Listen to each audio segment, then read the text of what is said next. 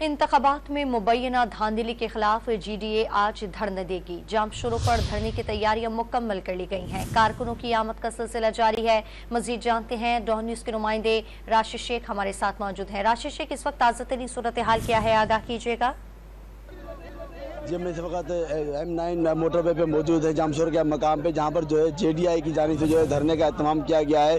JDI के रहनुमा पीर function league के पीर पजारा राशिद महमूद सुमरो समेत अयाल लतीफ़ और समेत दीगर जो है मुकर्ररीन यहाँ खिताब करेंगे। ये वो मकाम है जहाँ पर जो है चारों तरफ जो है ट्रैफिक की रवानी रहती है, मगर जो आज धरने के सबब जो है ये तमाम जो है रास्ते बंद रहेंगे और तमाम ट्रैफिक मुअत्तल रहेगी।